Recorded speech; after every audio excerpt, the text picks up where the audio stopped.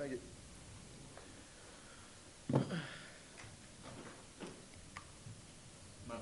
Oh, okay, great. So that Elevate team was obviously a really, really good team. What are your thoughts on playing Challengers teams in the tournament? Playing challengers teams is always pretty interesting, especially at the beginning of the game. You don't really know what to expect.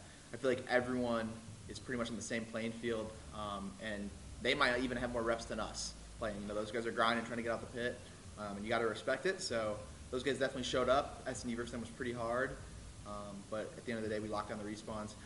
In my opinion, we had a pretty sloppy day, but as the tournament goes on, I have a feeling that we're gonna just fix that up. Yeah, just talking about Challengers as a whole, there's obviously a lot of talent. Do you think there's enough talent to, maybe expand the league maybe in the future someday down the line? Yeah, I think there is enough talent to expand the league. I don't know how many teams, maybe two. I think four is really pushing it. We don't really want to have, I guess, like how CWL was, where there's just someone in a pool play just getting slammed every event. But I do think there is a lot of hidden talent, and I think the Pro-Am is something that they need to do each year because, even if the pro teams are still winning, they can still showcase. And then one of the things I was wondering about entering this tournament was how soon the M4 GA happened right before this. Yeah. How much did that affect your preparation for this tournament? Well, to public knowledge, we were the one team that voted it to keep in the M4, and our reasoning for that was just because we practiced for a month, 2 months with it, and to change it a week before is kind of nuts. But ultimately, the game still plays pretty much the same. Me being a sub player is actually pretty nice because the sub is more viable now, and we got Ken back on the sub on most maps too. So I'm more in favor of this meta, and it does change the game a bit, but ultimately, it's still the same game plan. Just less M4s on the map, which favors subs. And then you mentioned it was kind of an iffy day for you, but your team goes 2-0. Are you pretty satisfied overall with how your team performed? Yeah, pretty satisfied. I mean, obviously, we showed a lot of resilience just with the Paris or Vegas reverse sweep. So that's always a great way to start the tournament. Even though I wish it was a little cleaner. A grueler is good for just the team vibes, and we get more maps under our belt. So it was definitely a good day for the squad. Thanks, Dylan. Thank you. When I spoke to Ken in the off season, he said that you guys find it hard to keep track of the challenges team, because there's so much going on. But Zach keeps you in touch with them because he's good links with everyone. What's it like from your perspective, like trying to just keep track of all of the action? Because at the end of the day, you guys must just love COD. Yeah, I mean, it definitely is hard to keep track of challengers because they be swapping every other day. But I myself in Black Ops 4 came from the challengers pit, and that's just what has to be done sometimes. You got to find the best option possible, and you see some teams that are really well get put together. Like LAT Academy's taken FaZe to a game 5. They won both the hard points. But yeah, it's hard to keep track of, but when they show up at the event, it's really easy to stand out, I guess.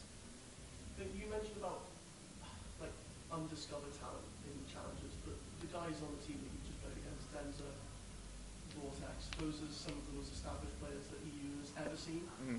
Why do you think that those guys haven't had a chance to make it?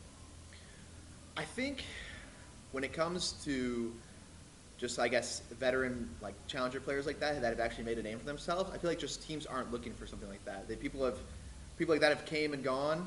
They've had their chances, and if you don't capitalize on your first or second chance, I feel like you're kind of just left in the dust. That's why you even see last year, even Boston, they took a chance on Capsule, someone that hadn't necessarily made their name in challengers, but he was someone that was standing out, and ultimately it didn't work out for them, but he was popping off the first couple events. I just think, you want to get an 18-year-old or 19-year-old that's brand new to the scene and has a new mindset. I guess a good example would be Joe DeCeves. The guy has not played any challengers. He gets picked up at LAG Academy, and I haven't followed too much, but it looks like they're doing pretty all right. And yeah, I just think the young guns are what people are looking for, not people that have came and been here, done that. Is it a case of just trying to find the next big thing always? Yeah, I think it has to do with a lot of passion as well. I think you see, just since CDL has became a thing, I mean, obviously a lot of the veteran pros, as they got older, more new kids come in, and I just think it's the same thing. It's just the newer kids make a better name for themselves, and that's someone that you want on your team. One of the reasons when I joined LA was super sick because that's the first time I think I've been on a team with someone younger than me, in Zach. And I'll tell you, Zach has the most passion on the squad, and more passion than most challenger kids. So that's what everyone wants. You want the kid that's going to grind and, just work his hardest.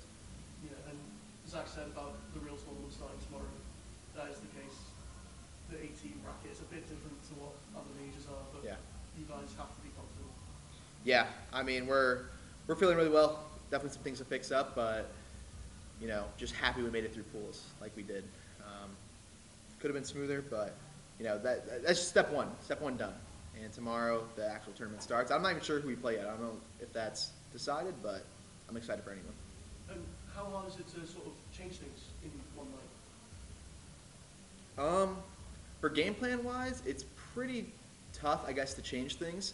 I think when it comes to matches, obviously it's early in the year. Not a lot of teams have matches under their belt, so when it gets to like actual match times, there's a lot of different scenarios. Every team plays a little different. You know, everyone's a little more conservative. In scrims, people are flying around. You know, no one's got a care in the world.